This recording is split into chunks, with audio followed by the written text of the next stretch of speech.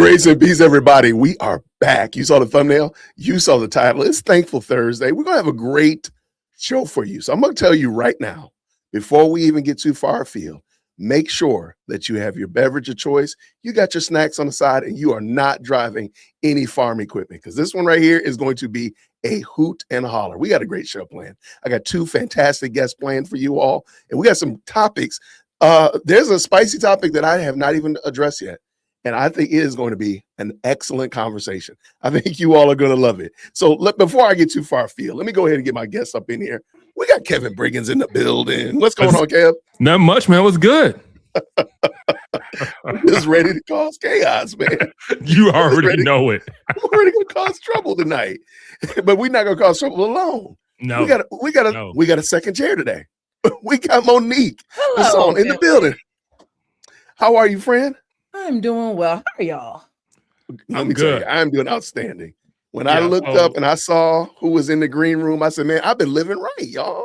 I've been living right.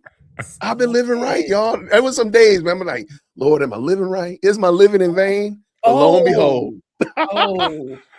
Monique jumped into the best live chat on the internet in the green room. Absolutely. That's how you judge. That's how I know I'm being judged. I have to put up with this like every week, you know. Man, well, let me tell you, Kev, I'm gonna just say it like this, then, Kevin. Whenever Monique, if Kevin ever get on your nerve, or you feel like, look, he's being judged, you know exactly where to go. I gave you my number. I didn't even give you the club number. You come right on over here. I appreciate, because Kevin, he be sideways. I ain't gonna lie. Oh, Kev, don't you see that? Look, she still lives in California, Kev. We still got to extend the olive branch. No, I'm in Arizona. That's right. I'm one state over. Oh, look at this. We got Sparkles. Celebrating because she's free from California. I done found my way out of socialism. Here we go. We're gonna play Public Enemy by the time I get to Arizona. There you go. Y'all remember that song? That's an old song. No. That's old school. You know, by the time I get to Arizona, you older than me, man. You older than me, bro. Well, your beard is whiter than mine, so don't tell nobody. Nobody believes you. I'm 12, bro. I'm 12. I just hit puberty. Y'all get out of here. Yeah. All right. Yeah, see, you grew up beatboxing and breakdancing. Don't be mad. Don't be mad at me because I had a great childhood. You probably a child of you probably don't even know life without the internet, boy. Get on. Ask your mama, can she get you a Michael Jackson jacket? Stop. You thought that the bad thing is you thought that was funny. It was real. So there you go. Oh man. Okay. Monique, this is your show. We taking this. We gonna give you giving you the reins. I'm stepping back. I'm gonna give you tell us what you want to talk about. The only thing I want to talk about is that pastor laying hands on that man. He was laying hands. He was welcoming him into the church. He's welcoming him in, laying hands suddenly. He said, "Not today, Satan." If FAFO was a Christian person, if it was a scripture verse, it would be this man gave him the full fellowship. The full fellowship. It was the full fellowship. I said, yes. The full fellowship is crazy. Said the doors of the church are open and you will be met with these hands. Oh man. Yeah. All right. So we got to give y'all a little background. So in the chat, thank you to everybody who's already jumped in to the best live chat on the internet. When did this happen? I saw it in my feed, but I just did not process it. Give us a skinny, Monique. So it was a couple of days ago now, and I'm trying to look for the exact date, but there has been, and shoot, I'm all unprepared. There's been a church, and next door, it's either next door or 2 doors down, there's been these guys, I want to say 2-3 guys, who have been kind of like taunting at this church, this pastor, and whatever. And from what I understand, this has been a long beef. Like this isn't something like this guy just kind of popped up and out of nowhere. But this day, this pastor is working. I want to say he's working in like the yard on like a bus or something like that. And the other guy comes over from across the street now. He's yelling all these obscenities, and I'm gonna essay your wife, and I'm gonna pew your, your family, your grandkids, he was going ham. He was out of control. And the pastor said, "You know what, Satan, get thee behind me." He said, I rebuke it in the name. He- And the pastor, he ran over. And this is all the video that I've seen, is that the pastor runs over. And from there, I think the guy kind of like throws a little swat, but it's not nothing serious. That pastor, he gave that man his whole behind. He served him. And someone said So in the let me- chat, it was a fivefold ministry. He gave him the fivefold ministry. He gave the fivefold ministry of Folded up them fellowship. 5 fingers So- and he gave it to him. So let me ask this question, because I'm looking at it and I'm got it queued up. I'm just wondering, okay, let's just say, let's not make him a pastor. Let's just say he's just a lawn man. Let's just say he's just a normal dude. Would that be acceptable for a normal dude to respond with a neighbor saying that they're gonna essay your wife and pew your children and do all this kind of wicked stuff? I'm wondering, is it only because people say because he's a pastor that people are in their feelings, as if a pastor does not want to protect his or her family just like anybody else, like a normal dude? And I think, like, yeah, I'm like, we're gonna watch it together because you brought it on, Yeah. and I have. I mean, let's when let's he got watch. that man by his scalp. He grabbed that By man his by like soul. his eyelashes and his scalp. You Yeah. said his eyelashes. Yeah, he- Okay, so let's pull this in. I want everybody. We're gonna do Joy FM first. Shout out Joy 105. I'm sorry, Joy 105. I'll drop the link in the chat, and then I want to hear what y'all think about it. So please, let's watch. Let's comment in a second. Let's go. All right, Joy 105 in the chat. Let's go. And y'all know how we like to do it. Green hearts in the chat when you can hear. Ain't nothing said yet, so you ain't got a green heart yet. But get ready to put the green hearts. Central Pastor Tony Spell's arrest. Yeah, Tony Spell arrested this morning after he is accused of allegedly attacking a neighbor. And the I-Team, with extraordinary video that just came into the newsroom, we would definitely want to play that for you. Yeah, so there are several videos. We're going to play them one after another. The first video is of the alleged attack, security camera video, then another angle of it, and then the pastor's arrest. So that's the order of these videos. And so we're going to play those for you right now. Here we go. Oh.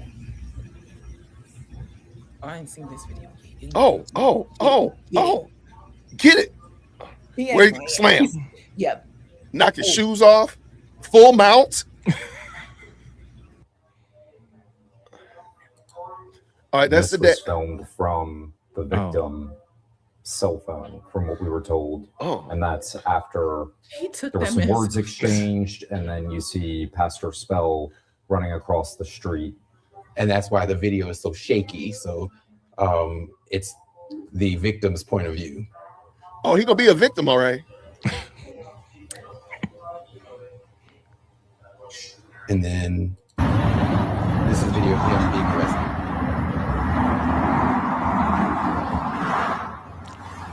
Man, they didn't show the full. No, Right, I that's didn't the see one I it. sent. That's the video. Okay. The video I sent is Yeah, okay. I do want to say this though. I am not a fan of mutual combat getting arrested. If Kevin and I decide we're gonna duke it out in my front yard, I've never been a fan of that. If I get beat, I just get beat. Yeah. I've always been fair game, man. If I get beat, I get beat. If Kevin gets beat, he gets beat.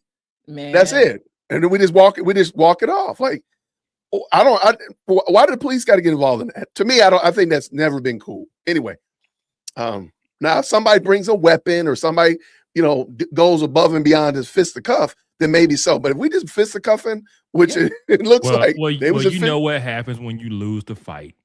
Yeah. You You gotta be the victim, even though you're the one Yeah. starting it. Like you Yeah, can't yeah. have all this mouth but not have no hands. Yeah. Because well, at the current moment, his mouth was full of that man's hands. You got that right. You got that right. Is that the church secretary? Who is that taking the video? You know that's the secretary. And so there's his mugshot, which we just got into our newsroom. Look. Thank you, Jesus. This day began with the scripture being fulfilled in the Gospels according to St. Mark, chapter number 16 and verse 18. there were some things, Brother Merritt, that followed the New Testament church. The Bible said, these signs shall follow them that believe. In my name, they shall speak with new tongues. We do that. In my name, they shall lay hands on the sick. I knew he was about to say that.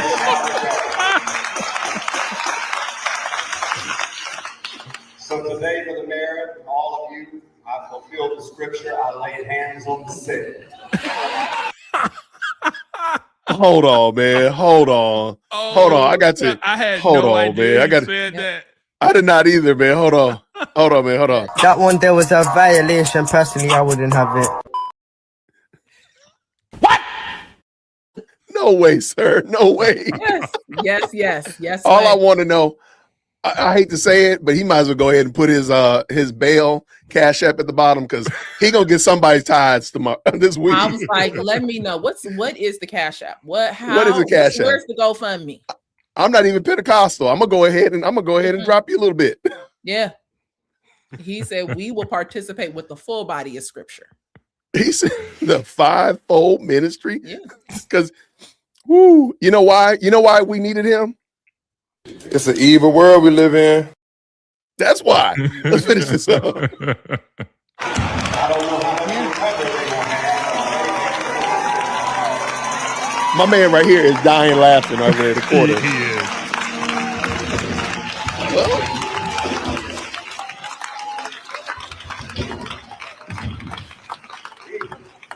Lord have mercy. Hallelujah. I haven't seen some of you worship that hard in years. I said that long night. Hallelujah. Be seated. Booked into the East Baton Rouge Parish Prison. Put in a cell with what began 9 of us. I walked right into one of our church members who comes to church on bus 11 on Sunday morning, Brother Judah's route. He said, Pastor, we've already heard. We've been watching it on the TV before you walked in. And he said, I just want to tell all you boys something. He said, this is the man of God. My wife thinks he's Jesus. So after that, I had it all right, Brother Woody. I had a captive audience from about 11 o'clock till 7 or so. And we prayed, we quoted scripture, we quoted poetry. The inmates were very kind. The prisoners were very courteous, very respectful. The guards were busy watching and rerun the altercation. Everybody else could sneak a peek to you. I haven't seen it yet. The mayor hadn't seen it yet. I just got my phone back a few minutes ago. So, domestic terrorism They're killing me with the music. is tolerated in our day. Yeah. When you see that in order to produce, you must obtain permission from those that produce nothing. When you see that money is flowing to those who deal not in goods but in favors. When you see that your laws protect them against you and not you against them. When you see corruption being rewarded and honesty becoming a self-sacrifice, then you may know that your society is doomed. The laws have been stacked against us for some 6 years now, but it is a bridge too far. We're not at liberty to speak about what happened today. I just want to say thank God for a church that stands with this pastor. Officials saying there needs to be a separation between church and state. Right. He defied all the COVID restrictions. And he still had service. Continued holding services, continued holding large gatherings, and it really became a lightning rod. He had so much support across America with people saying, really the government needs to stay out of, what people want to do in their churches on Sunday. So we just got some new reporting, arrest affidavit for Tony Spell's arrest. And I'm going to read it right now because it's full of police speak. But this is what basically led to his arrest this morning. The affiant wishes to inform the 19th JDC the accused did commit the above listed offense while in the parish of East Baton Rouge, which is in the state of Louisiana. The victim stated he was standing in front of his residence, at which time he saw the accused across the street at his church, Life Tabernacle Church. The victim stated he screamed out to the accused the F word, and that was it. The victim then states the accused started to walk across the roadway, Hooper Road, onto his property and then began to beat him. The victim stated he curled up on the ground as the accused continued to hit him. The victim stated at some point the accused stopped hitting him as he got up. So I guess they missed the part where they were mutual combatants. I'm just saying, I mean, you got your phone out filming. This dude is over at his church. What are you filming for if you're not doing something? Yeah. Yes. Yeah. Right. And I hate that, because that arrest affidavit sounds like the guy walked across the street. He just got into a turtle position. No, sir, you're throwing hands. Have you ever watched, by the way, a side note, have you ever watched two kangaroos fight? Yes. Bruh, that is some wild, that is crazy. Watching two kangaroos. I saw one this morning, like, yo, I've always been like, oh, a boxing kangaroo, oh, that's just fun. No, sir. No, sir. I'm going the other way. It's the feet. It's them. They get back on that tail and kick you with both feet. You will probably die. That's how hard it is. Have you seen the video? It's years old, where the kangaroo is choking the guy's dog. He Yep. goes Yes. over and punches the kangaroo. Right. No, I'm not. That was a lucky shot, because I'm telling you right now, Oh, these it things are was. dangerous. Anyway, It was. but my point was, like, these guys are both mutual combatants. Don't sit there and try to couch it like you curled up in the fetal position and he just was wailing on you. No, sir. He put you in the fetal position and full mounted you and was wailing. Sir, Or, you got what like, you got. So, all he said was like "F you," like from. I'm pretty sure it's more for than no that. reason. You just walked outside filming your phone and yelled "F you" across the street. Yeah. But I mean, He was just saying- that's real too. Like, you can't just be walking outside "F you" and everybody. Right. It's just an effing great day. I was just saying it's an effing wonderful. Yeah, what is that? No, No, sir. No, sir. no. I'm Look, like this this. guy- There's not a jury in that parish that's gonna convict that man. No. Not in their right mind. Victim stated the accused walked back to his church as he will began not talking to find 12 witnesses people. about the incident. What? Contact Man. was ultimately made with the accused at the church, at which time he stated he did not want to talk without an attorney. The accused was read his rights per Miranda, at which time he stated he understood. The accused still refused to speak without his attorney present. And once the accused attorney arrived, the accused was asked what had taken place today involving this victim, at which time the accused advised his attorney to speak on his behalf. The accused attorney advised deputies that the accused did not want to make any statements and to go ahead with the booking process. The affiant observed on the victim's cell phone the victim asking the accused, "What are you going to do?" As the accused is seen walking across Hooper Road, the accused is observed walking up to the victim as the victim screaming for help, at which time it appears a fight had started. The affiant then observes the victim's home cameras and the accused and the victim fighting on the side of the road. Those are the videos that we showed you in the grassy area off the shoulder of Hooper Road. The victim was also observed with swelling above and under. And rightly so. He deserved swelling everywhere that he was swelled.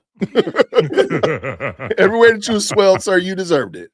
I'm sorry. Like, are we supposed to feel sorry for you? My favorite part is when he had him in the camel clutch. He had him in the Iron Sheik when he was behind. Yeah. Yeah, that's what I'm like, telling Yeah, I'm about to pull it up right here. Yeah. All right. I've been in a lot of I'm fights. sorry, I never hold on. had nobody grab my scalp. That's Yeah, he grabbed his whole scalp. Hold on. Some reason the audio's not. Okay, there we go. Pull it in. Here we go. All right. Green hearts in the chat when you can hear. On our bus fleet. So while I'm working on our bus fleet, one of the men across the street is walking up and down the shoulder. He's shouting vulgarities, profanities, and very nasty words. I'm Oh, he took quoting his shoes him. off. Oh, He said, wait. "Tony, first. I'm going to rape your wife. I'm going to rape all of your grandchildren." Holy cow. And he said, "The next time you go out of town, I'm going to kill them." Yeah, look, here it comes. Hold on. Wait. Wait. Hold on. I'm sorry. We're doing mutual combat. He swung first. He swung first. It ain't a Mhm. jury in he that kicked it- parish go convict that pastor. He done kicked them Crocs off. He done got out of sport mode. Yeah. He done got out of sport mode with his Crocs.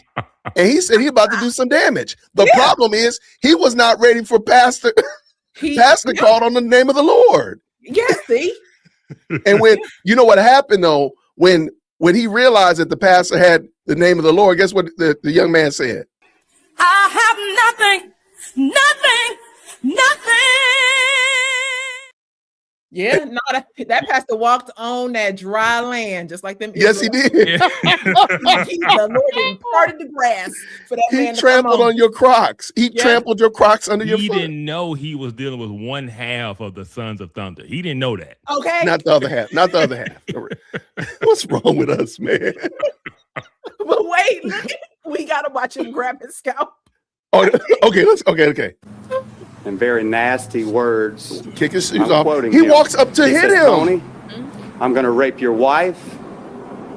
I'm going to rape all of your grandchildren. Oh my gosh. He said the next time you go out of town, I'm going to kill you. And what the F are you going to do about it? Look. Wait, it's coming. End quote. He got to tap out. This is when the ref comes in. Through the phone? I can't allow a man to rape my wife. I can't allow a man to rape my grandchildren. It is the back of the head, though. There it is. What the a camel man clutch? To murder my children when I'm gone. Look at him beating him in his eyes. Next time you leave, I'm going to kill your family. What the F are you going to do about it? So while I'm working on our bus, man, can you imagine driving by at that point? Because didn't nobody stop. Wait, I'm just trying to figure out why they didn't stop.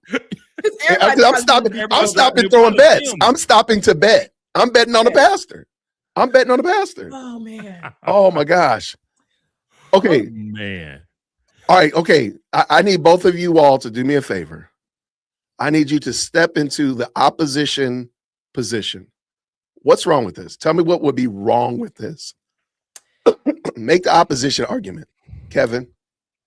Or Monique, either one. Oh no, it was about to come out. Go ahead. Yeah, he was about to do it. See, this is what's wrong with Christians. Y'all talk about kindness and then you beat people on the side of the road. That's not kind.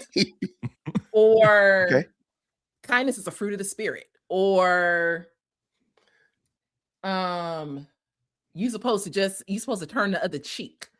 Like we have, and I don't want to get ahead, but the church needs some true teaching on what biblical kindness is and what the word severity in scripture means. Yeah. I don't know. Those are the two oppositions that I think of immediately. Okay. What you got, Kev? Yeah. I mean, that's what Monique said is the idea that, we're, turn the other cheek, if someone steals your, shirt, give them your cloak too. Like it's this, you do nothing in defense of yourself or others.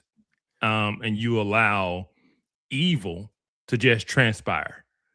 And that's not biblical. Right. And so if what this man is saying is true, what this pastor is testifying to is true, then there needs to be a confrontation. Because they would say, well, you should just call the police and file the report. They ain't gonna do that. Mm-hmm. That's just not that. If someone has those type of intentions, filing a report isn't gonna do anything. I'll give you an example. How many young women have been unalived who had a restraining order against somebody? Yep. It's just a piece of paper. It doesn't do anything. That doesn't. And so when someone's making those types of threats, there needs, he's justified in taking the action that he took. I mean, because he didn't unalive the guy. He didn't do anything like that, but he confronted him, man to man. And even you saw him, he's walking up, the guy threw the first punch. So yeah, I mean, this is mutual fight. This is not an assault. There shouldn't be any charges. It should be, hey man, you lost the fight. Take it, take your L and go home and leave this man alone. I agree. Let me also, because I just looked it up. Louisiana is a very high 2A state. He could have easily said, I'm packing. This guy's making a threat. I unalived him because I thought that he was going to do some real damage and some real harm. The man is alive. Now his pride is definitely in need of some prayer, but that's a good thing. He's still alive though.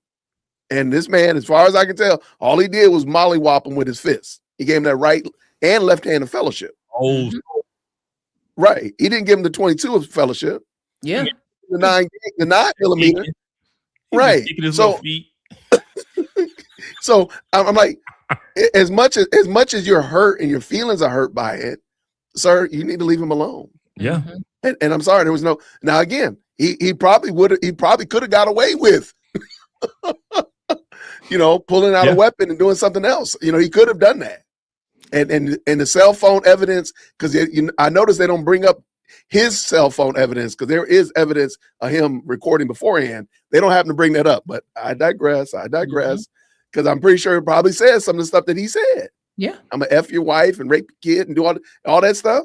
Yeah. And the man thought that he was in imminent danger, so he unalived him. No, Yeah. all he did was just show him 2 rounds of pain in the UFC, and that's it. That pastor didn't lose it. He wasn't that angry for no reason. It wasn't because you said the F word. And he's like, oh no, my pastor ears can't take the F word. Like, no, that's not what happened. You said some stuff to make that man come after you. Yeah. And the thing is, even if we take away the fact that he is a pastor, like you started with at the beginning, a man should, I would want my husband to do as much, if not more, on my behalf. Like, absolutely. These are men. Men need to be stepping up to the plate and being like, we don't care what kind of weak culture you come from, who just gives you all the freedom to flap your gums. No, when you meet a real man, you're going to get my hands because you're not going to talk about my wife and my kids and my grandkids any kind of way. And I will protect mine at all costs. And I think we mentioned it before in the green room. Like, what would, okay, fine. Let's not make him a pastor. What's his name? Tony Spell. All right. So he's no longer a pastor. Now he's just an average mechanic. He's a lawn guy. He owns a little self-storage business, whatever like that. He's just a dude. I don't think this would even been news. It's just the fact that people are all in their feelings because a pastor decided that, you know what, this is not going to continue on. And, so be it. Yeah. And also, I think they're still in their feelings because he denied them during C-19. Because you see them bringing that up. That was 6 years ago. Y'all still talking about that? That was 6 years ago. You still in your feelings because he said no? Still in their feelings. Still in their feelings. Like, they probably still wearing masks. They probably, I saw somebody yesterday. I'm like, what are you doing? I just kept it moving. Yeah. I said, I hope that works out for you. Yeah. But Mo, you were saying something about some of these, men, they keep, you saying a bra? You said something about. Look, Kev, you're going to Kev. You want me to go there because I don't go there on all the things or on off code. I try to keep myself together. But look, the problem. You out of control, Kevin. The problem with a lot of men, and that man who got his face beat into the pavement, he carry his balls in a bra. That's it. You wear your balls tied up in some pantyhose. We need to get back to a culture where men are men. Men will throw hands. You ain't gonna talk to me crazy because you might get these hands. You might catch this bullet. He should be glad that man was a pastor. Because if that man wasn't a pastor and he was some regular old Joe Schmo from South Central, he might have met a tire bar, some kind of crowbar. He might have met a gun. He might have met a whole bunch of other things. This man did you a favor. It is the kindness of the Lord that leads to repentance. That, to me, that might be the kindest thing that you did. Maybe he knocked some sense into you, but we can't continue to have this culture that says, well, if you defend yourself, that's mean and you're bad. In the church. In the church, then what do we do with our men? We are now making our men sit down and making our men think that what they are naturally inclined to do, because they are gifted by God, it is somehow wrong. But that's what we continue to do. We continue to no. The feminization of men. It is. It's the feminization of men. I've seen so many comments from other men who were like, he didn't exercise self-control. Yes, he did. What do you mean? He didn't kill him. He didn't. Well, we don't know how long this has been going on. So let's say it's gone on 10 times before, and this was the 11th time. So 10 times you cuss me out, you win a beat down, right? So he's exercised self-control for the last 10 times. Because even in the video, it said this was an ongoing beef between the church and that boy. So it's been, so he's exercised self-control. As far as I know, this is his first time laying hands on him, giving the right hand of fellowship. But even if it was the first time, how much self-control do you need? Go. If I'm married to somebody and somebody walk up to my husband or yell across the parking lot, I'm gonna rape your wife, they're gonna rape me, and my husband don't go handle that, we gonna have a problem. He and I now gonna have a problem because you don't need to wait till the second time. Correct. Yeah. Look, he told that man, he said, look, silver and gold I have none.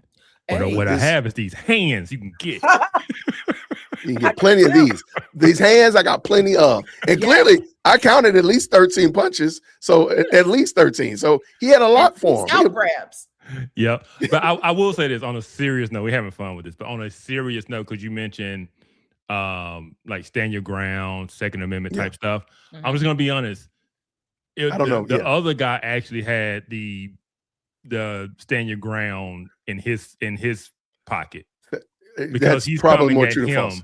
He's coming at him. So if he defends himself and unalives the pastor or whatever, he would be in the right legally. Despite whatever words might have been said. And so that's fair. Just throwing that out there that there was a risk he was taking by approaching this man. Correct. Yeah. Well, once he kicked off the Crocs, I think all bets were off, man. He knew that this dude was not serious. When you kick off the Crocs, to me, filming was the red flag. Yep. You're filming, which tells me you're outside in the grass filming something across the street. He's over there working. You're up to something because you're filming. I wonder how long the taunting had been going on in that incident that day. Like, was it just he walked outside, saw him and said something, or had he been out there for 10, 15 minutes just going and going and going? Yeah. You know, it reminds me of the guys, the men in scripture who had like demons, you know? Oh, yeah. And then Jesus would walk over to him and lay hands on him. He was just being like Jesus. He was laying hands. He was the devil. Satan come out of him. Yes. The Lord rebuke you. There you go. Yes. You're going to come out one way or another. Through that scalp. By hook or by crook. Or by scalp. Yeah. Yeah, that's the funniest video I have seen in a long time. Oh, my gosh. I would just want the full unedited version. Yes. That's what I want. Go ahead and release that. Let me see the full unedited. I don't want the newscast. I'm trying to find it. All I keep finding is the news interrupting it. Yeah. And I want to see, like, if this is your security cam, that means it's been running for however long. I want to see from the moment that guy walks out there to the moment he pulls himself back up off the ground and puts them Crocs back on his feet. I want to see that. And I do want to know, is he going to keep taunting this pastor? I think he does. Or has he now? You think he's done too? I think he might have learned a lesson. Yeah, he did. I hope he did. I really do. I think he might have learned a lesson. In my opinion, I'm hoping that you learned a lesson.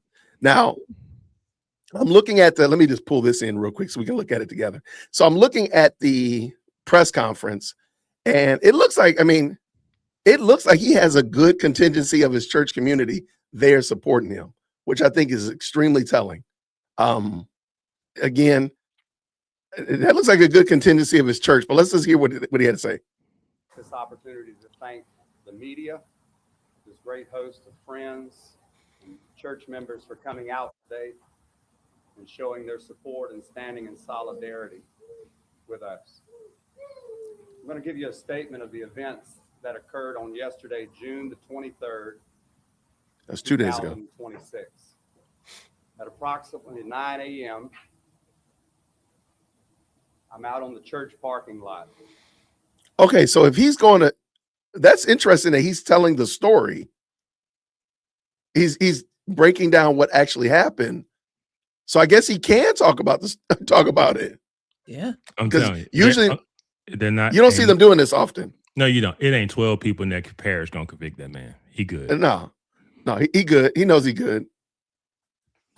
There I'm working on one of our Sunday school buses. We have a large bus fleet. We have several people that do maintenance on our buses. I was swapping out the batteries on bus number 48. By that, you have dead batteries. I'm putting new batteries on the bus.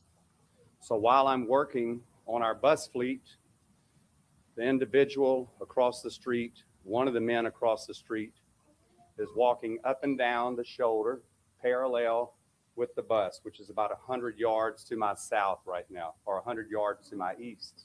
And while this individual is walking up and down the shoulder of the road, he's shouting vulgarities, profanities, and very nasty words towards my person, toward myself. Look, realistically, though, looking at these women back here, looking at these women that are here, let me just pull up the picture. Okay. Y'all know they cook a mean potluck. Y'all know it in your soul. You know this woman over here in the right, you know she makes a mean bundt cake. Yeah. You know it. Bro, it's You Louisiana. know it. You know it. Yeah. You know it. This And is the woman South. right here, right, the woman that got the little girl in front of her, that jambalaya is going to make your feet jump. You know I'm telling the truth. Tell me I'm lying in the chat if I'm lying. You know it. Yeah. You know. Ain't no They- lies detected. None detected. You know they cooking.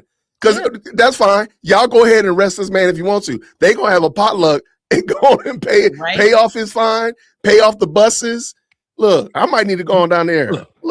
You know what I would do? I would go over there because across the street, I would take my whole church. I would take my number 1 choir, my number 2 choir. I got the U choir. You know, and we gonna sing our hearts out in front of them dudes until they come outside. Just singing to the Lord, top of our lungs. To the top. I mean, look, we're gonna start a tent revival. We're gonna put a tent across the street. Absolutely. Really, with Y'all- the speakers, y'all know. go With the speakers? right across. Yes, come on. That 48 hours of it would be a fool. It'll be a 48 fool. hours of nothing but the Holy Ghost. Shouting. I mean, the just spirit. like, okay, but to be serious, because I do want to hear what he has to say. I do kind of want to know now. I'm starting to get invested in it mentally. What was the problem? What is this guy's problem with the church? I mean, besides the obvious, he just doesn't like Christians. Okay, fine. But why don't you just leave him alone? Like, why do you have to bother them? And to be Because marching the up and Lord down the had it street. ordained that on June 23rd, 2026, Come you on. get that mollywop. He was elected to get selected to get knocked out. He was. Come on. Us Calvinists believe that, man. He was elected to get knocked out in that front yard. Come on. He was predestined for a mollywopping. Predestined for a mollywop is crazy. It's crazy. While I'm working on this particular bus, he said, Tony, I'm quoting him. He said, Tony, I'm going to rape your wife. I'm going to rape all of your grandchildren. And he said, the next time you go out of town, I'm going to kill them. And what the F are you going to do about it? Well, I guess the F he found. Right. Right. And the F stands for fool around, by the way. Fool around. Absolutely. He fooled around. He found out. He got everything in a condensed package. The FAFO was in a very concise pocket. Yep. You fooled around and he found out. And found out was in the form of a mollywop. He got laid hands on. He did. The right hand of fellowship, the left hand of fellowship. Yeah. Yeah, we got a subject, a predicate, a verb. Everything. Yeah. Capitalization, punctuation. We diagramming the whole thing tonight. There's a whole schoolhouse rock going on. Schoolhouse rock is crazy. This has gone on for years now. Years. Yeah. Behind me are several witnesses who can attest to what was said. They have video. They Oh, have made numerous complaints to the police and the sheriff's department. Our church represents 27 nationalities. oh, then that's on them then. If they got years and evidence and police record, then I'm sorry. Then they've done everything, Monique. They've done everything, Kevin. He has exercised control. Oh yeah, then don't tell me that. Okay, then fine. I'm sorry. If this were the first time and the only time, but they got multiple instances. Yes. And that woman right here that woman with the flowers, the red, pinkish flowers. Yeah. She looks very offended when he said the R word. Her mouth went. So if they've done this that many times, no, I'm sorry. Yeah, Yeah. he's exercise control. Yeah, But, but and it was probably right. that level of security. Nobody, because nobody's forced them to stop before. Mhm. Right. Yeah. He was feeding the hungry. He was feeding the hungry a knuckle sandwich. Yeah, he was. Y'all, I do not approve of any of these feeding puns. I do not want you to be putting those puns in the best live chat on the internet. Robert, you got going to 0-second timeout, my friend. We're not doing that tonight. We're not doing that. We're not putting any puns in the chat that are related to this. All. I am. We know. Well, we're not even putting the stuff you put in there. We got to do that after dark. Hey, Future said, you know, it ain't no raisins in that potato salad. You know, it ain't no raisins. No raisins will be accepted. None. I don't even think they put raisins in their carrot salad. Nope. Yeah. This group over here, they mean business. You know it. Yep. You can get a spoon real quick. Every nationality that comes to this church comes for a safe place of refuge, a place of worship. Many recovering addicts who come for a place of worship. They are constantly stalked by these individuals across the street. They are constantly intimidated with threats of bodily harm. There's not a person that's come to this church that's standing behind me in this meeting today who hasn't been called the racial slurs of the N-word. Their children have been screamed and shouted with vulgarities. As a shepherd, I have not allowed the sheep to attack the wolves for what was said to them. I've given you a complete and true statement of what happened yesterday. I can't allow a man to rape my wife. I can't allow a man to rape my grandchildren. I will not allow a man to murder my children when I'm gone. The next time you leave, I'm going to kill your family. What the F are you going to do about it? I guess we found out. I mean, I guess he found out what he was going to do about it. He did. Deb said that shepherd holding his staff like Gandalf. You shall not pass. You shall not pass, but you will pass out after he punches you. Stop. Man. Stop. Man. You know what else didn't have no raisins? That knuckle sandwich didn't have no raisins on it. No raisins at all. It was all hot sauce. Wow. All hot sauce, hot fire. Wow, I was like, wow. Yeah. I'm trying to find. I am still looking to see if I can find like a full unedited video of him.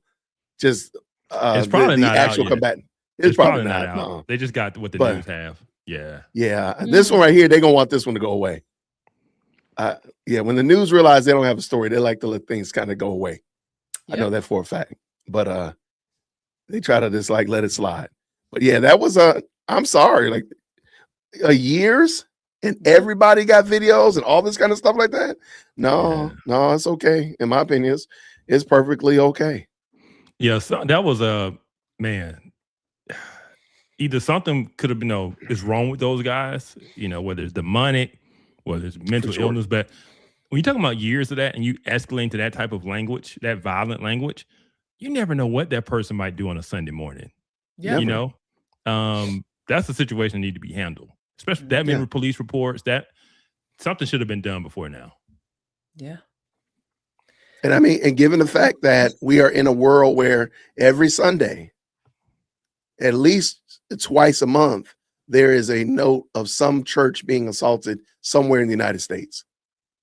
It's pretty sad. And they don't even get recognized. If that guy had run across the street and attacked that church, it might not even make the news.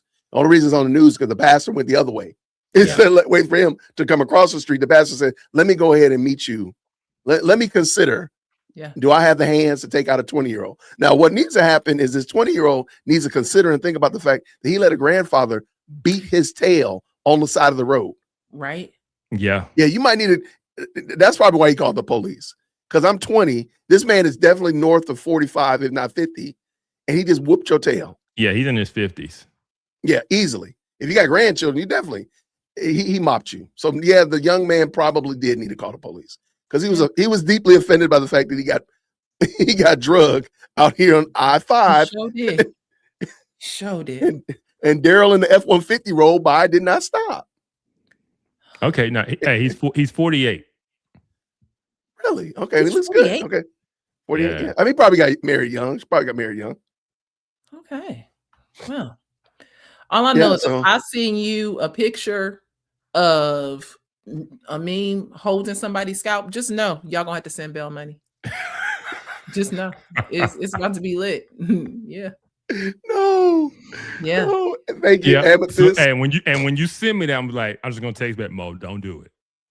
Don't do it, Mo. Yeah. I feel like Pastor Tony Tone, he didn't set the standard now. He said, freely you give, freely you shall receive. Hey, what Pastor Tony said, follow me as I follow Christ. Won't he do it? Yeah. Hey, won't No, he do it?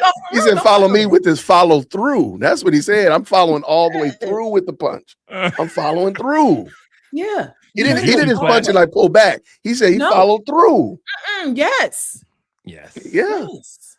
Yeah. Jiu-jitsu classes every Sunday evening from now on. Yeah, no, right. Sunday jiu-jitsu is going to jiu-jitsu and Jesus is going to be a thing now on Saturday. Don't play no games. He's teaching from the second book of fisticuffs. And hey, because that word is strong. Let me tell you. I mean, and the form, and we got to go back. Like the form is actually pretty impressive. I mean, he got him belly to back. He suplexed him. I mean, there was some real 1990s WWF in there. There was some good stuff. I mean, that was impressive. Dana White might be calling him from Dana White might be calling for the developmental league. Absolutely. There's some reason there. That's why I mentioned the camel clutch. I'm like, hold up, we grew up in the same time period because I know that move. I know that move. Yeah. That was good. That was good. Shout out to Tony Spell. Yeah. All right. What would you? Okay, so if somebody came to you and said, Kevin, that pastor y'all was talking about on Thursday night over on Jay Witt's channel, man, that day was wrong. Monique, that guy was wrong. What would be your overall perspective? What would be let me ask you this. Would you give a biblical or just a normal response? What would be your approach? I was like, Jesus will decide one day. All things will be made right. All right. If he was wrong, if either he'll pay for it or it was paid for it on the cross. One or two. So we can just let that go. It depends on who I'm talking to. Like if it's somebody who come on my page, I'm probably just whatever. But like if they really serious, I would have a conversation about kindness and about like a man's role in defending his family. Facts. Like we missing it. We are not, just because I'm a Christian don't mean I have to be soft. Yes, right. I can be kind, but we can also have a biblical conversation on what is a biblical definition of kindness. I was just telling Krista today, I listened to a teaching from John Piper on Christ-like kindness. It's so good because he really looks at, what is Christ-like kindness? What does it really mean? Like, how do we hold the kindness of Christ with the severity? The Christ who healed, the Christ who comforted and who was compassionate, but also that Christ that overturned that table, that pulled out that whip, that called you a brood of viper. Like, trust me, every parent knows because we play both of those roles. Loving, cherishing my kids, but when it's time to discipline my kids, the wrath will come down. But it's the same. Look at the role of the shepherd. The role of the shepherd is to tend to the flock, to make sure that they are fed, that they are cared for, that they are still within the pen. But I also got to kill the wolf when you come to eat my sheep. Yeah, correct. But the thing is, everyone's just spiritualized that. It's just spiritualized to where I'm protecting my sheep from false doctrine. Which is good, right? It is, but there's a physical, real world aspect to that, not just simply an intellectual, doctrinal aspect to it. Absolutely. But I think also people with the kindness, it is always funny. They want you to exercise kindness toward the wolf and don't realize that you're exercising kindness toward your flock, the people that you're responsible for. I'm responsible for my family. I'm not responsible for the person that I'm about to put these hands on. Right now, if the person is not trying to, that I got to put my hands on, is not trying to violate my family, guess what? I will exercise kindness toward him or her. But the women that just walked into this house that I just heard walking through the garage, I'm responsible to them, and I'm demonstrating my kindness toward them by protecting them from the person that seeks to do them harm. Why am I supposed to exercise kindness towards somebody that's verbally saying that they want to harm my family? Make that make sense. And see, this is that same wickedness that happened during the Summer of Love in the C-19. They were trying to impose all this care for other people stuff out there in the ethereal, out there in the ether. You got to be kind to people over there. What about the people? No, what about my people I'm responsible to take care of? Like, I got to go to work. Like, I got to go to work and care for my people. Like, this goes right in line with our conversation on restorative justice, where the criminal becomes the focus. And you're neglecting justice to the rest of the public and the actual victims, and you're neglecting them. You're neglecting your duty to protect them because your whole focus is on the wolf, is on the victim, and they become the victim to a degree, right? Because all of your focus on restoring them and talking to them and being kind to them, and it's like, no, you're neglecting the kindness that you're supposed to be showing everyone else by punishing this person, right? It's the same messed up mindset. Good catch. Good catch. Yeah. That was good, man. That was good. Thank you, Monique, for bringing that up. I did not know much about it. And let me see. Some of you got some people. I heard something that people lost respect for you invited, being respectful. Okay. Thank you, concerned fan. Appreciate it. The pastor has been harassed before by the Louisiana government. It sounds like he was framed. Okay.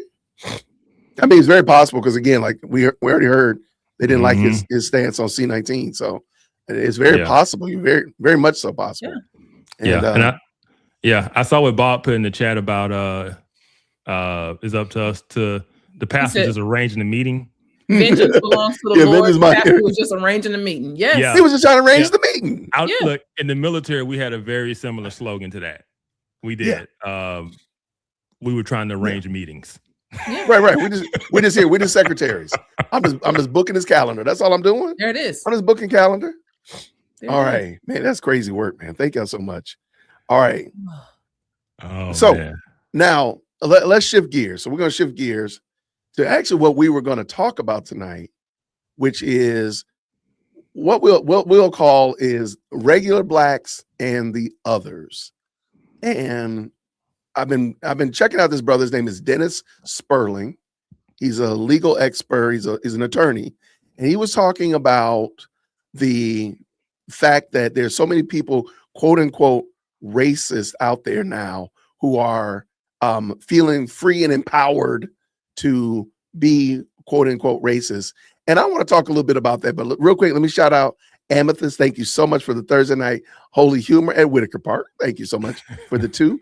I appreciate you, Teddy. He says this, as fishers of men, we got the holy right hook. Shout out. Hey, no argument. That's right. Shout out. And what Amethyst say, metaphor mania at Whitaker Park. I'm hollering. Thank you so much, sister. Grace and peace to you. And keep them coming. Keep them coming. We might do another little station break, but and puns will be accepted today. So what I want to do is I want to bring this in. I want to hear what you all think about this and hear your perspective on it. I think we listened to this a little bit this morning when I had Neeson Black on, but we're gonna listen to the whole thing and give him a chance to tease it out. He does say some things that I disagree with, and I'm sure I speak for all 3 of us in that regard. But I'm trying to look past that to get to the points that he's making. So with no further ado, I'll make sure the link is in the chat for this as well. Black people don't like the climate that came with Trump's presidency. This second, can we agree with that? We don't like that climate. We don't like this racist overt climate, do we? Absolutely not. We don't like that. These people feel entirely too comfortable saying what they thinking out loud. They used to have sense enough to shut up about it. The FBI and the DOJ said they reported almost 12,000 hate crime incidents involving 14,000 victims in 2024. And race made up the largest category, and black people were the biggest victims of hate crimes. I don't believe that. Me either. But here's the part people don't want to. You muted. You're right there with me. He states at this stage of the game, I don't believe anything you're saying. I need to see. Don't just tell me what the Pew Research says. Pull it up, drop the link in the chat, put it in the description. I don't believe you. Because he does this quite a bit. Yeah, he does it quite a bit. Yeah, and I don't doubt that there's some research that says that. I just don't agree. Because we saw this with the whole UK thing, right? With the girls. Mm-hmm. When the race is a particular way, they don't report it the same. Mm-hmm. Correct. Right? And so, yeah, I guarantee there's a lot of crimes that weren't reported as hate crimes because it wasn't white on black. Correct. You know what I'm saying? And yeah, and I think there's far more black on black crime or black on brown or brown on yellow, whatever we're talking about. Black on white. Well, yeah, black on white.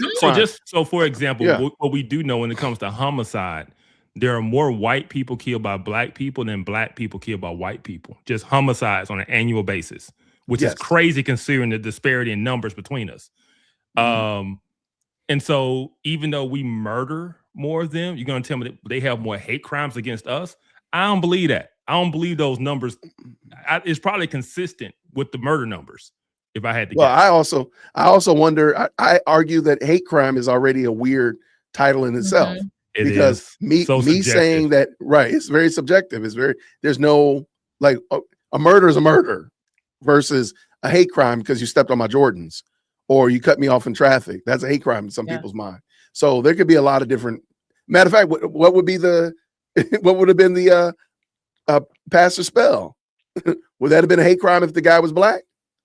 Yes, I don't know. Yes, and that's what I'm saying. They would have documented it that way because of the racial dynamics. But not the other way around. That's what I'm saying. That is the correct. reporting, it just gets all off. Correct. All right, let's keep this dance. Yeah, I'll tell the truth about. I want you to listen. You're not gonna like me when I finish. I want you to hear me. Listen. There's a lot of black people who secretly like some of these racist ass white commentators, or at least they like certain things they say. I'm gonna say it. You don't have to like me. I don't give a damn. Sorry about the language, y'all. But let's look at the old hot boy Nick Fuentes. He says some racist, offensive stuff all the time. But if you look at his spaces, there are black people and other non-white people who still watch his content. What does that tell you? It doesn't mean they agree with the racist rhetoric, but it does mean something. Well, Monique, what does that mean to you? That Nick has black and Hispanic and other people following him. Does that mean anything to you? Does that denote anything to you? That's a hard one. I think when I'm talking to, because I talk to young people about Nick Fuentes, and he's just toxic in a lot of ways, and so I don't encourage nobody to listen to Nick Fuentes. I got you. But I think the importance of where he's about to go is that, these people are racist, but they're still saying something that some people within, the minority group want to hear, things that are still true to a certain group of people, or Nick is calling out things that many people don't like. I got you. What you got, Kevin? Anything? Yeah, I mean, I think some people listen to Nick, and because I think some people think he's funny, right? Regardless of what he's saying, I think some people just think he's hilarious. And then some people take to people who are saying things they aren't supposed to say, right? Yeah. And so I think there's a part of the younger audience that he draws in, because he's saying the taboo thing. He's saying the thing you're not supposed to say. It's like the rebel spirit. And so I think that's what draws a lot of his audience. So let me ask you both. Do you think Nick Fuentes would be as prominent if we, the highly melanated community, called out and policed our own community and said, like, you look, two summers ago, y'all was bebopping to They Not Like Us. If we said, hey, Ray Ray's, and matter of fact, I'm gonna bring a video in here, and I'm gonna pull this in. It's going to be something different. All right. If we sat there and watched this and said they not like us, these people are about to get on a cruise ship. Have you seen this, Monique? No. These people are about to get on a cruise ship. This that carnival ship? They're about to get on a cruise ship. Yeah, they ain't even on the carnival ship yet. They're not. They're still in the embarkation. They are still. Watch this. Watch what happens.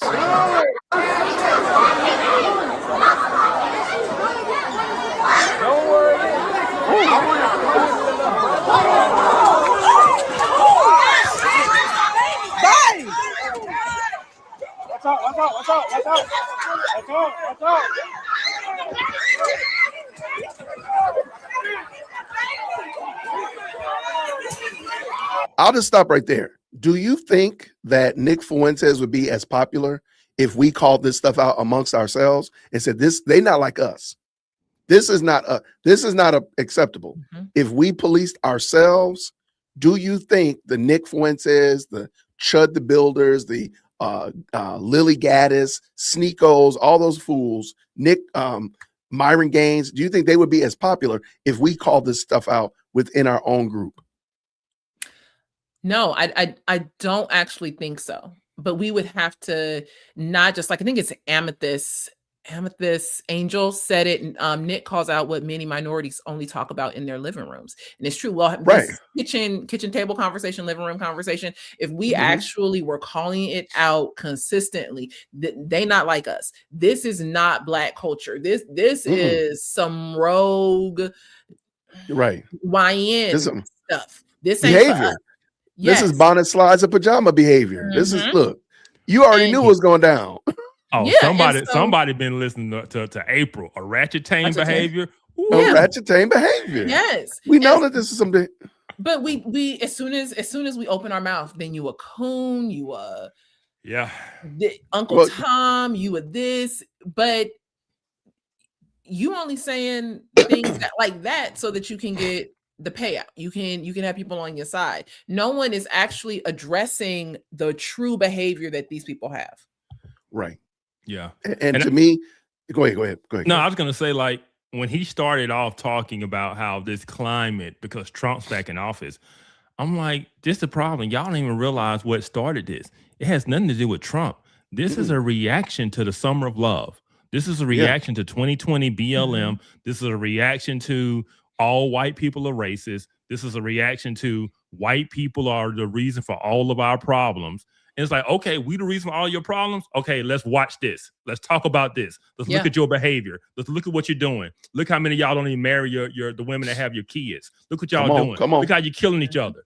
So once you start blaming everybody for your issues, don't be mad when they start looking at you and pointing out your issues and saying that ain't my fault. Yeah. That's all I'm saying. I agree with you 1,000%.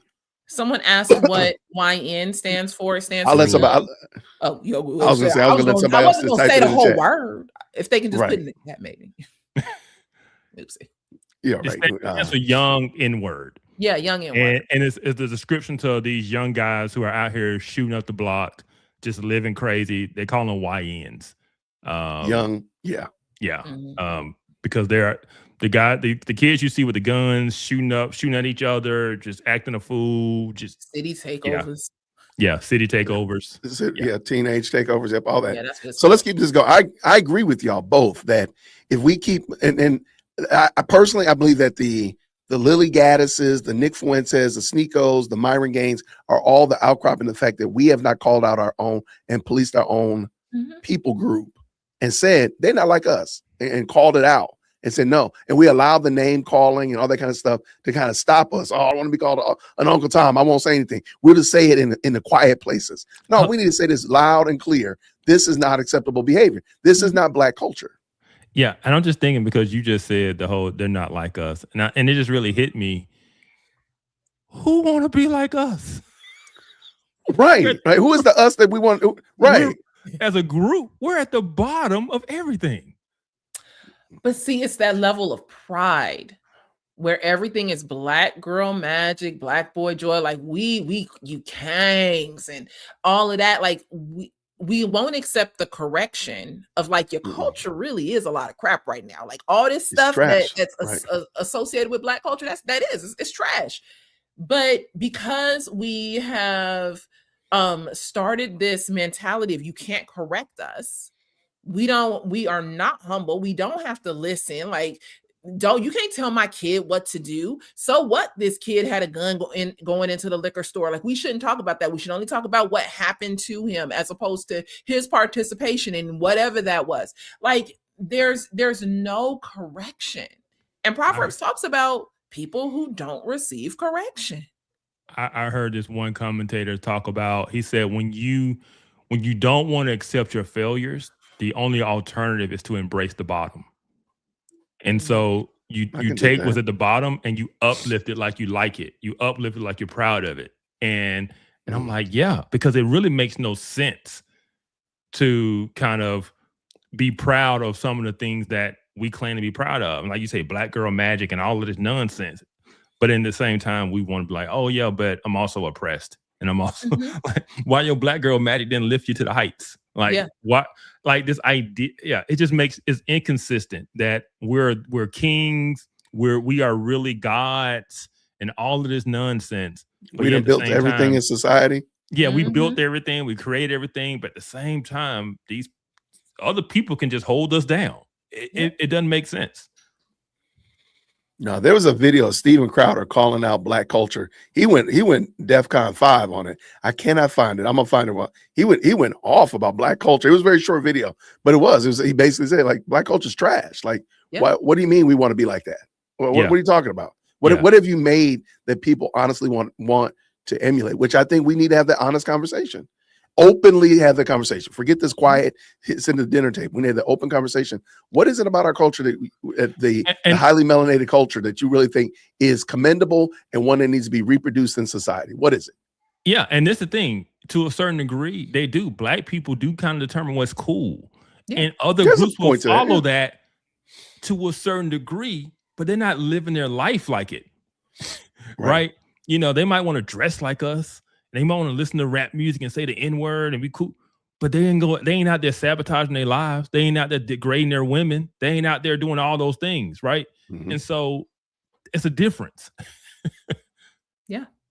No, I'm right there with you. But then what we don't see is how that culture, that YN culture, gets funneled throughout the rest of the world. And now, like, when I go to South Africa, all I see is that YN culture wanting to mimic us, or Zambia, or when I was in Uganda, you know, even like the good parts of like black church and things like that. But it's still it robs them of their true culture. But then they don't know what the black church is here and how we're steeped in socialism and how we have all these issues and problems. But that's the thing that if they want to be cool, they got to mimic. Right. No, I'm right there with you. All right. Let's let Brother Sperling keep going. Brother Sperling, let's go.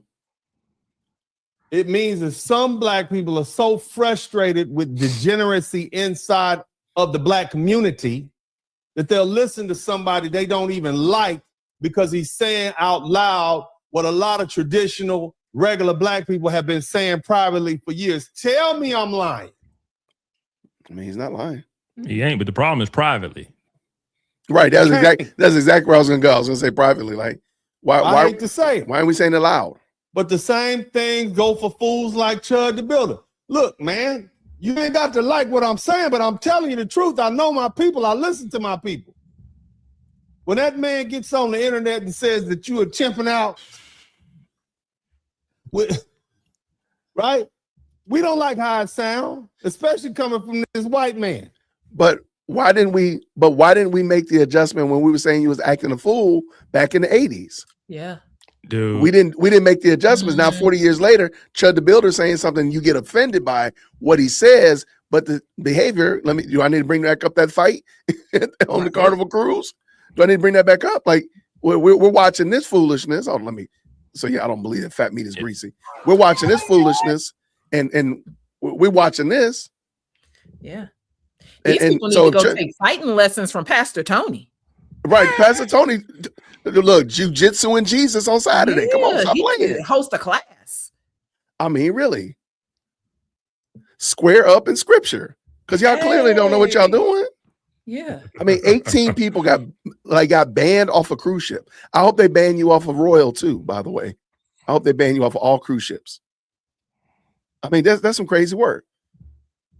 In her pajamas. But I'm saying, so now y'all offended because Chud the Builder says y'all chimping out or whatever, but you're not going to correct this behavior? Is this behavior acceptable to you? Look, I'm telling you, know why Bill Cosby went to prison? Bill Cosby went to prison because he spoke out against the black community. In 2004, I think it was 2004, he gave a speech and he called out black culture. Right. And he said, and he was basically doing the fatherly thing and saying, y'all need to get it together. And he said, you'll spend $200 on some sneakers, but you won't spend $200 on Hooked on Phonics so your kids can read. Yeah. Right. He was talking about the priorities. Black people got pissed off. And this is how I know, because when all this stuff starts circulating about the rumors, it's because another comedian went on a radio show and basically was like, who he think he talking to? He ain't got no reason to talk because da-da-da-da-da-da. That was the first time anybody had ever heard of these rumors about Bill Cosby and women and whatever. And the only reason it came out because the guy got mad because Bill Cosby had the nerve to call out the black community in the way, in black culture, and the way we behave and what we prioritize. Pants hanging out off your behind and all this kind of stuff. They got mad. Not because he said it, but because he said it publicly. That's what they got mad about. He went off code and they was like, nah, you got to go. So he went to prison. Wow. Okay. No, I've heard that before, but I appreciate you sharing it, man. Good catch. Let's go. From Tennessee. Talking down to black people. We don't like that. We don't like the fact that he's just picking on regular black people and picking fights with them. He's a horrible person. But here's the uncomfortable truth. Some black people are still watching him and secretly saying he's a racist. He is racist as hell. But he ain't lying about some of the shit. He ain't lying about some of this behavior. Why is that bad though? Like, I don't understand that part. Why is he making it sound like that's something like, ooh, they in the corner late at night listening under the covers? This is what we've been saying. Like, this is what we've been saying about our own community, policing our own community for some time. Like, Sorry. Go ahead. He's more offended that it was said and who it was said by. That's right. And it's like, no. And I encourage white people all the time. Y'all need to speak up, speak truth.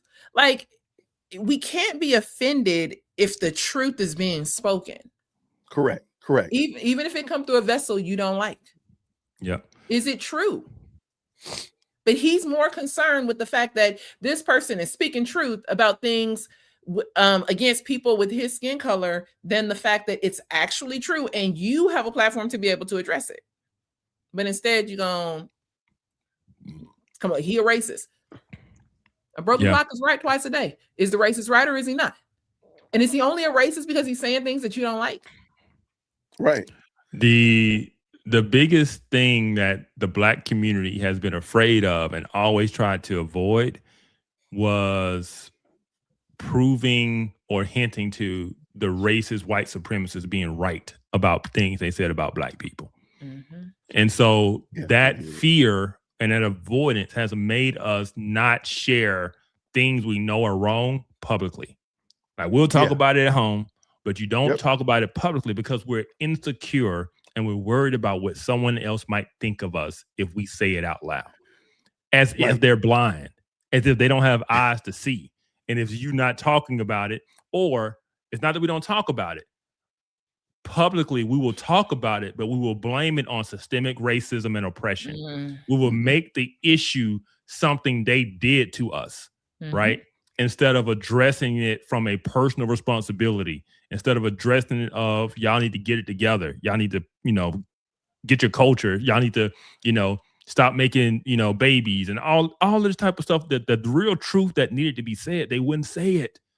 They wouldn't say it because how are white people going to look at us?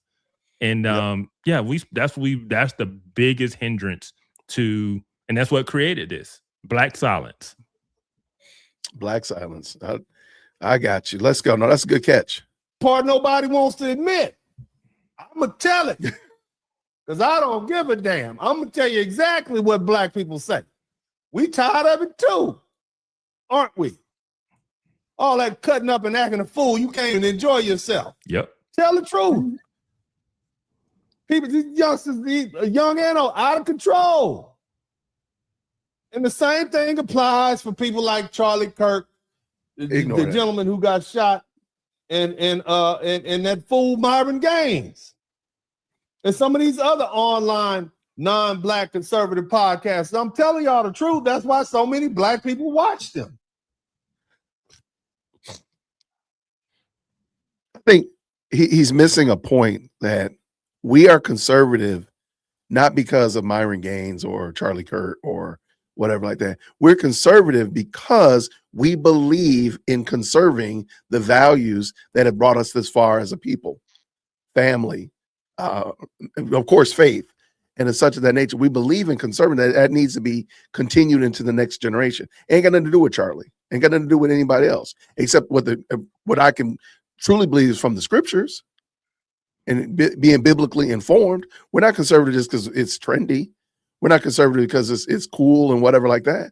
But it comports with our faith, and I believe that's where he's missing that part. Mhm. But yeah, and I know you said ignore that, but Charlie shouldn't even be mentioned in the same breath. In the same breath is Chud the Builder, Nick Fuentes, Marlon Gaines, like nowhere near the same. I'm going to go on a limb. I bet you if I could get Dennis to honestly answer this question, I bet you he would answer in the negative. Have you actually listened to a Charlie Kirk debate, Q&A, lecture, prove me wrong, an honest one from beginning to end? Have you listened to one of them? I'm going to go on a limb. If he was honest, he would say no. Yeah. Because you're just using speaking points. You're just saying talking points that have no bearing. They're not more to anything. What you about to say, Monique? No, I was just going to say that's the problem. We were talking about this on Off Code, that logic is not received well by all people. Like, how are you speaking down? So, like this person's a racist and Charlie this and all that, but you never actually listen to anything that he said. I'll just leave it there. Yeah, he probably just heard the same clips, the carefully everybody curated else. clips that everyone else heard. Yeah. But yeah, so someone's asking, Crystal's asking, who is he? Yeah, he's a lawyer. And if I'm not mistaken, I think he was really close friends with Kevin Samuels. That's when I found Dennis's channel. When Kevin died, he was one giving a lot of the information because he was close. Yeah. And so that's how he kind of became who he is. Yeah, he seemed like a decent guy. And again, I'll give him some grace. I see him a lot speaking on the Carmelo Anthony case. He's been on Willie D's channel quite a bit, bumping heads with Willie D. And Willie D is an idiot. But at least, he has a good common sense to bring Dennis on, at least to bring some kind of logic and knowledge to it. So, he seemed like a decent fellow. So I'm not taking anything from him. Shout out to Dennis Sperling for sure. That's why I wanted to bring this up. Again, I thought most of it, what he's saying, I can agree with. We don't like everything them fools say. We don't like how it sounds coming out of their mouths, especially since they're non-black, non-FBA. We don't like it. We recognize the harsh racial overtones and the contempt. But some black people are still happy because that's what they've been saying for years. We've been talking about black on black crime, haven't we? Haven't we? We have. We've been talking about how horrible it is, but every time you say something about it, why we talking about? So you can't say nothing. We've been talking about baby mama culture. We've been talking about absent fathers. And still go out there and vote Democrat. We've been talking about degenerate behavior. Right. We've been talking about reckless sexuality, ghetto ass neighborhoods, no disciplined children and grown people, no order. You can't shame them. No damn standards, no accountability. But when you say it, guess what they call you? Oh, you a coon. You a sellout. You Uncle Tom. You acting white. So now, they shut up. Right? That's what happens. We just shut up. Black people, all you regular black people, you can't say nothing because if you say something, you're not down no more, right? Mhm. And that's what I'm saying. Like, we created the Chud the Builders. We created the Nick Fuentes and all these other fools because we weren't saying anything. And because nobody was saying anything and they see that we're unserious, or rather it looks like we're unserious because people will riot and protest about the Carmelo Anthony, but they won't say a thing. Do you realize 38 people were shot in Chicago last week during the Juneteenth weekend, and 8 of them were unalived, and there's not one protest going on? Nope. Not a one.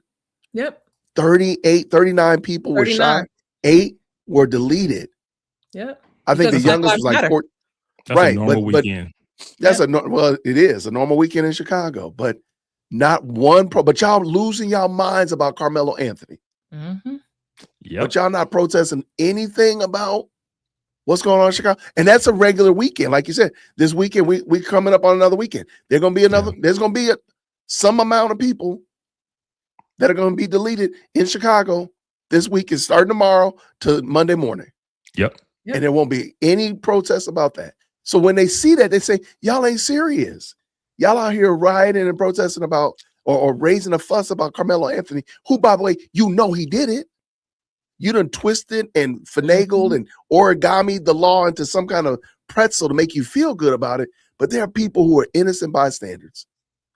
Again, a child as young as 14 was deleted in Chicago this weekend, and y'all can't even raise a hashtag. Because that's crazy. They only care when there's a racial element involved. Yeah. That's it. That's what pays. That's what pays, and that's why they don't. That's where the quote unquote racist, the problematic people have seen the problem is that we're not serious. Y'all not serious about this other stuff, but y'all serious about this. Y'all will talk about Breonna Taylor and Ahmaud Arbery and Trayvon Martin and George Floyd, but you don't know any of the people that just got killed in Chicago this past weekend. I'm putting it like this because it's not about what pays. That's to a degree, but just the general black public. We only get outraged. We only get outraged by the things in which our Democrat overlords and white liberal overlords tell us to. We will sit there and be quiet until they tell us, "Hey, now, dude, be upset about this. Be upset about this. Yeah, be upset about this. Yeah." And then we go out there, "Yes, massa. I'm gonna go ahead and burn some buildings down. I'm gonna go and break some windows. Yes, massa." You know, but let it just be normal Chicago violence. Nothing. Chicago violence is crazy. Nothing. But you're right. You're right.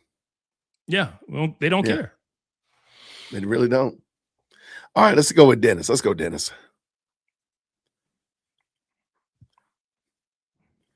Hold on. We got these white people acting as black avatars. You might type Babatar. We got white people acting as black avatars. We got Babatars saying things that a lot of regular black folk want to say to these the degenerate side of our own culture. You see? And that's why this whole racism conversation is more complicated than the Democrats want to admit. We don't like white people talking down to black people. But at the same time, this behavior needs to be called out, doesn't it? Does it need to be called out? Y'all cool with it? Huh? We've been calling it out. That's the problem.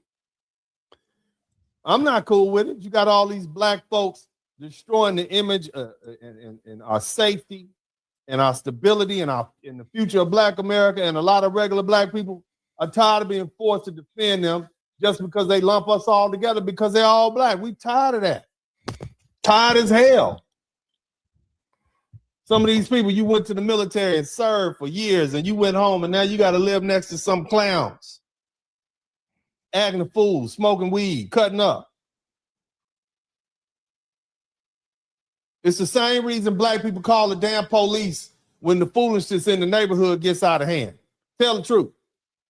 When we see these young sidewinders out here terrorizing the black folk in the community, acting crazy, threatening families, turning the block into a goddamn circus, shooting and stealing and fighting and breaking in cars and making regular black people scared to live in our own damn neighborhoods, who do we call? We call 911. That's who we call. Who we supposed to call, though? I mean, I think we need to do more to police our own communities, but who are we supposed to call? Ghostbusters. Ghostbusters? Yep. Like, who are we supposed to call? Well, we need to call Tony Spell, and he can do some classes, help us lay some hands. No, according to the Democrats and the BLM and the defund the police people, we need to call some social workers. Don't call no social workers. Don't call no social workers. Calling social workers. Y'all voted for that. Y'all was out there chanting BLM, marching. Don't do it. Don't do it. Social workers. I think it's interesting though that he frames when white people say the exact same thing that he's saying as talking down. We don't like it when white people talk down to us. How is it talking down? It's only okay if black people say it. It's only okay if you say it. Why is it talking down when white people say the exact same thing you're saying? I don't understand that. I think personally that's part of the problem. Mm-hmm. Yeah, especially when you're talking about talking down. Have y'all heard about that? Have y'all heard that study they found where they found that white liberals talk down to black people? They lower their vocabulary and talk down to black people, but white conservatives don't do that.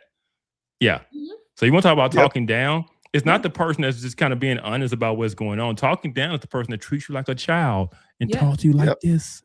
Yeah, that's talking down to you. Because go ahead. One group. Oh, that's a good catch. One group actually sees us as being equal, while the other doesn't. Mm-hmm. And so you can't get no ID. You don't know what a computer is. You're too dumb to get an ID. You're too dumb. You can't do that. You can't do that.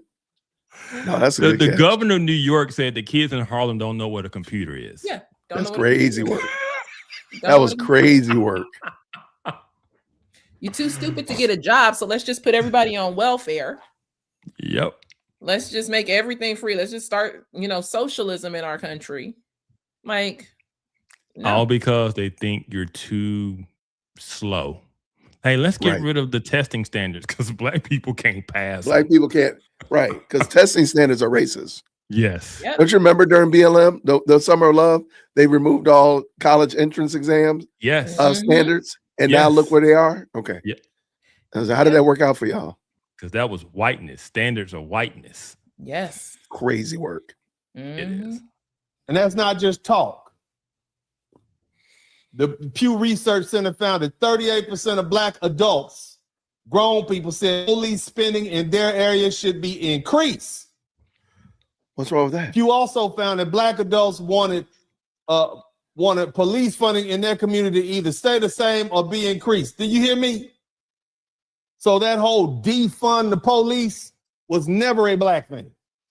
And don't let these activists fool you. Regular black people have real concerns. Look, we got concerns about police brutality and police abuse. We have a problem with that. Okay, but we still want order and safety and somebody to show up when these fools get to cutting up and acting an ass, don't we? And then guess who they gonna send them big white boys with them bulletproof vests that just gonna show up and jack them YNs up and throw their ass on the ground. We get it. We understand the race. He's conflicting because it sounds like he's in support of policing, but why is he saying it as if it's a negative? And why they gotta be white boys? Well, because you mean to me only because he's being real. He's for it. He knows it's needed, but he's not gonna like the way it looks. And he's telling them, y'all not gonna like the way it look because them big white boys, they're gonna come in, they're gonna jack up those black boys. And we talked about this on Off Code. Remember the whole disproportionately black people in prison? Well, what happens when you send the police in like that? It's gonna be more black people going to prison. Yeah. So either you want the YNs off the streets, or you don't want more black people in prison. Like you can't have both. And so they're conflicted. And they're like, yeah, we want the YNs off the street. We want the shooting and the killing to stop. But why the white man got to come in here and jack them up like that? We just can't have it both ways. Right. Interesting. All right, let's go, Mr. Sperling. Finish this up. History behind it. We know that there's some fear and racism, and it's all mixed in. But see, there's a lot of black people that still relieve when somebody show up to handle these fools. Right? So you don't have to go out there, do you? You happy about that, aren't you? Stop lying to yourself. It's more of us than it is of them. Then y'all. Sorry about that. Middle class, 9% are rich. It's more of us than there are of them. See, it was a different situation. We were broke and poor. It was easy for them to sell us on being anti-capitalism, anti-government, Now you all benefit from the goddamn government. Now you don't have to like me. I don't give a goddamn if you like me or not. Sorry about the language, y'all. But I'm speaking and telling you exactly what black people think, real black people, not these fools in New York, not these clowns in California, not all these people on these talks, none of that. I don't give a damn about none of that. This is what real black people think. I know it's terrible to hear, but this is the unadulterated truth.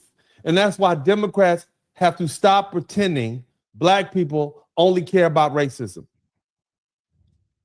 All right. What you think about that?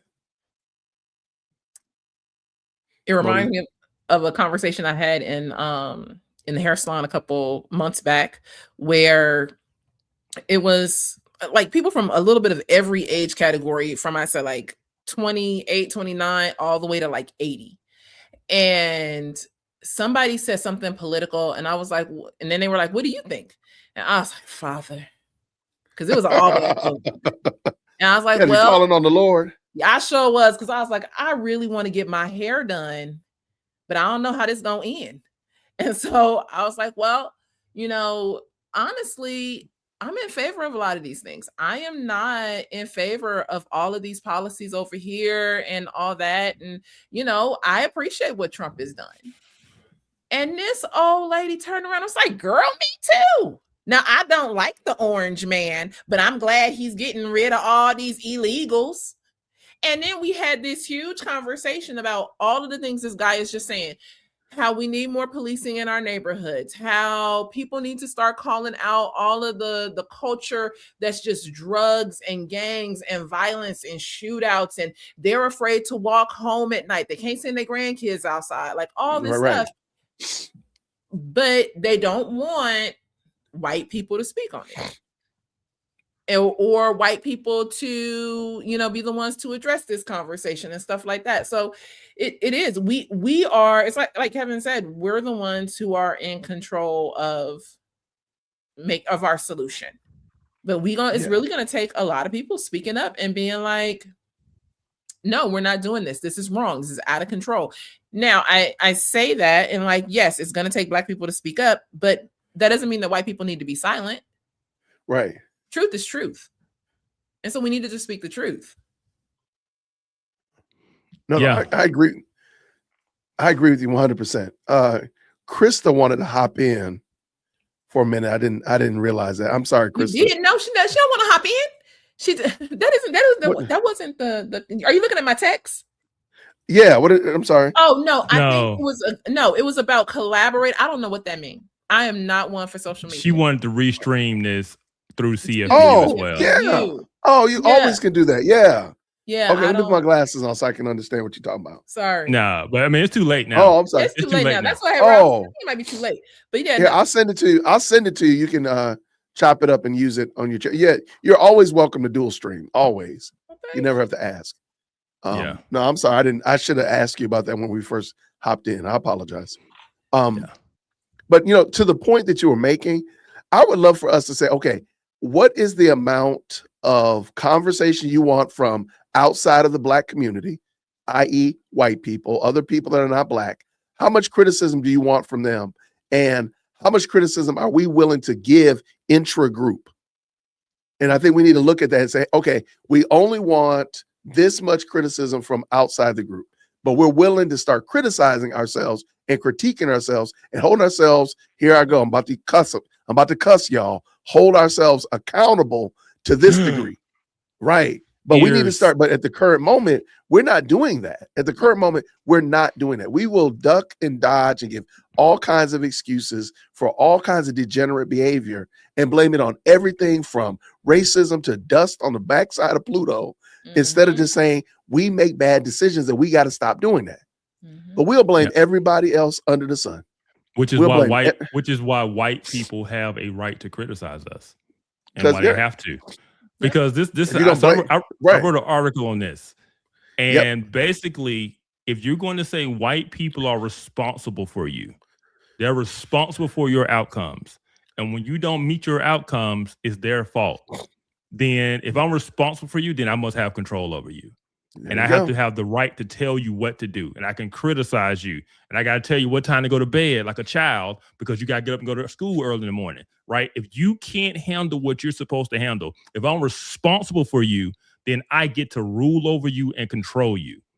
If you don't want me to be responsible for you, then stop making me accountable for your failures.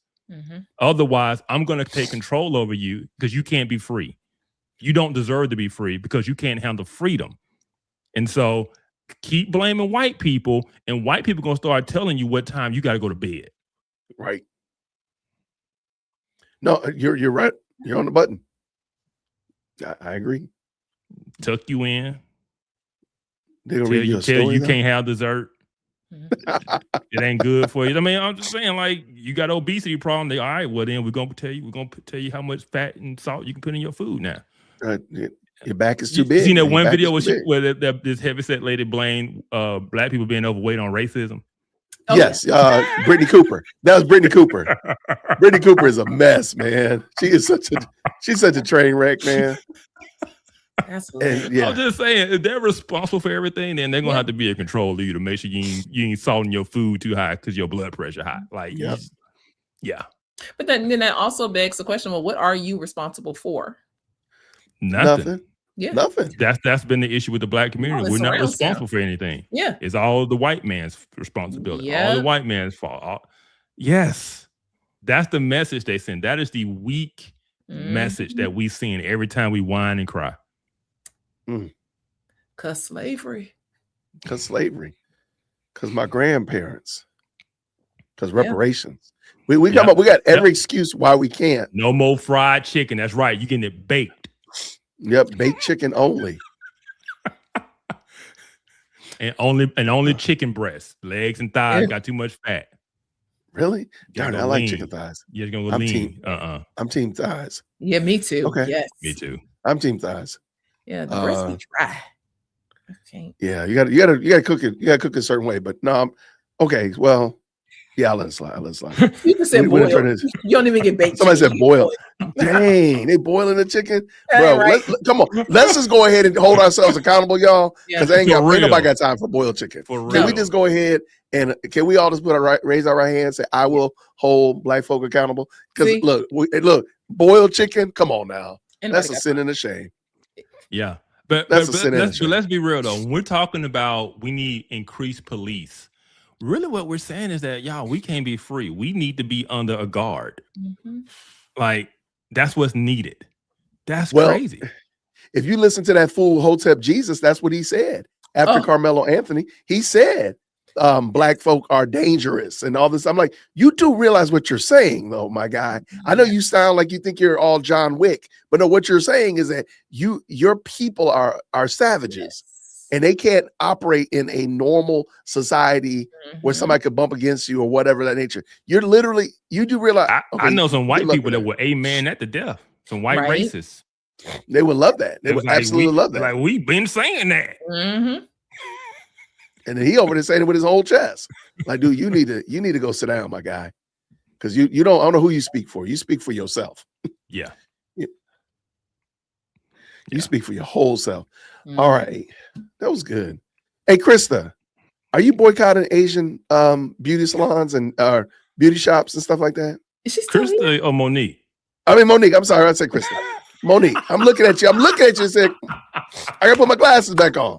I told you I got to put my glasses back on. Yeah, because without them, I can see you can mix them Oh, up. there we go. There we go. I'm sorry. Are you boycotting Asian beauty supplies and all that kind of stuff? I don't think it's a boycott. I think no, there's an outright boycott. I just don't go. I just don't go. But yeah, I haven't heard all that's going on with that. I've heard like black people, black owned shops and stuff like that cost more and they're under the laser more than like Asian stores. I don't really know what's going on. Oh yeah, no, let's spin you up. So the Rick Chow case in South Carolina, the Asian guy that killed, in response to that, black people were boycotting all Asian businesses, the hair stores, Yep. the no more hibachi. Yeah. Yeah. No, because if I need my hair braided, I got to go buy some hair. I mean, we just got to put 2 and 2 together. I don't know. That ain't got nothing to do with me. Rick Child ain't got nothing to do with me. I went out and got some shrimp fried rice just to sounds so spite the good. protest. That really sound good. It is. Yeah, no, absolutely not. Yeah. Absolutely not. Again, it goes down to what are we accountable for? Yeah. So this is what I wanted to talk about. Why I wanted to bring that up. So the other day, it was Sunday. It was Sunday. After church, I wanted a brush for my beard. And so there's a black-owned beauty supply shop close to my church. Like literally a stone's throw away from the Braves Stadium. So I left church. I went by there and I walked in and I said, oh my gosh, they're doing that. You know, when the store is starting to close down and they start moving all the product up to the front and the back is all empty. I'm like, wait, what's going on here? And it's a family owned. So I've been going there for years. And it's a family owned. It's like a cousin was there. It was a cousin that was running the desk. And she said, oh, we're going online. I'm like, why would you be going online? And so there was a woman in the store, there was a black woman in there. There was only 2 of us. There's a black woman there. She said, I heard that the boycott has ruined their business. And so they're going online. Now, I don't know if that woman was telling the truth, because I'm not saying that she's telling the truth, but I'm going to give you the context where I'm going. So they didn't have the brush that I wanted. And so I said, I guess I'll go ahead and head on home. There's an Asian place further down the road, closer to my house. I walked in there. They're not closed down. And guess what? There was all kinds of black folk in there. They had my brush. Thank you so much. Have a great day. And kept it moving. And I'm like, I really hope that wasn't true, that the place that was it called Atlanta Beauty Depot is closing because of the quote unquote boycott, because clearly it has negatively impacted this is a black owned company, and the Asian company further down the road is just doing just fine. And the Asian company going to be doing just fine, and that black company going to be closed. And we're going to be sitting there talking about we ain't got no black businesses. And it always seems, I'm always interested in why is our first response, and I think I said this to you one time before, why is our first response when there's a quote unquote injustice is to not spend money? Like our first response is, because that's all we see ourselves as consumers. We're not doing anything like let's build businesses, because we don't have any alternative to Target. And y'all been protesting Target for 2 years. Yeah. Y'all don't have any alternative to Amazon. And y'all been protesting for 2 years. Y'all have not come up with one. Amazon? I'm sorry. They were supposed to be boycotted Amazon for whatever reason. I don't know what we doing, what they doing, because I'm not doing it. I'm not participating. But my point is, instead of coming up with solutions and alternatives, you just say, hey, look, we're going to shut down beauty supplies. I said, once your hair get kinky, you gonna make some changes. For sure. You're going to make a change. You're going to make a change. Let this kitchen back here really start to go south. Oh, yes. I just think that's very interesting. I don't know what the rules are. I don't participate in it. So I hope they just good luck with that. I hope that works out for y'all. Yeah, y'all go ahead and do what you do. Yeah, man, that's all we know to do. We haven't changed. We think everything is still the 1950s, the 1960s. Only thing we know is protest and boycott. That's the only thing we know. It's the only playbook. We don't focus on building anything. We only focus on whining, complaining, and protesting and boycotting. That's it. That's the game plan. That's when Crump gonna show up. That's when Al Sharpton gonna show up, man. And now you got your boy Jamal Bryant, leading the like this. I don't want to get into this because I got ready to go. But what does Target owe black people? Why are we why were they boycotting Target until Target gave them something, as if Target owes us? And they're gonna give $1 billion into the black community. Like Target owes us something. Like, what are we doing? Yeah. It just I think we know what they're doing. Sad. It's sad and pathetic. And like Mo said, they just keep them in bras. Keep them in bras and pantyhose. They wear them in bras and no pantyhose. no pride about themselves. They don't mind begging and groveling. Like, no, I'm with you. All right, get out of here, good people. All righty, y'all. This has been fun, Appreciate Kev. it, man. It's been fun. Monique, we got to do this again. Let me know. And Monique, no problem. If Kevin don't act right, Monique, you know where to send the bat signal up. We can do a show. I will. Kev be acting up. He always be, yeah. Look, man, I like to say it's what the proverb say is better for a man to live on the corner of a pitch roof. Wow. That's my favorite proverb. I know it ain't right. Wow. I know it. Wow. It's my favorite proverb. I quote it all the time. Yeah. And my wife just look at me. And then I got my less melanated friend Krista too. I got both of them. Oh, speaking of Krista, Witt, Krista said you must not like white people. She don't never get invited on. I'm sorry. You're welcome. Look, you're welcome. Next time we trouble. I can tell you right now, I can't see her. She is red as I don't know what right now. I already know. Yeah. She is welcome whenever. I saw her in the chat. She welcome whenever. He said that. Right. I'm about to get a text message. I know. Oh, you are. Oh, yeah, for sure. Oh man. All right, y'all. All right. I'm about to go get me some fried rice. I ain't even gonna go ahead. There you go. All right. Bye, y'all. All right. Be good. Take care now. All right, good people. Thank y'all so much to our guests for coming through. That was a lot of fun. Always good to have them through. And I appreciate, there she is. Krista was in. I knew it. I appreciate y'all. I am going to get ready to get out of here and go see what Lady Dear World Christian is talking about. I hear her in the kitchen talk loud. Y'all have a fantastic night. Thank y'all so much for tapping in. I appreciate each and every one of you. If you don't mind, please hit the like button.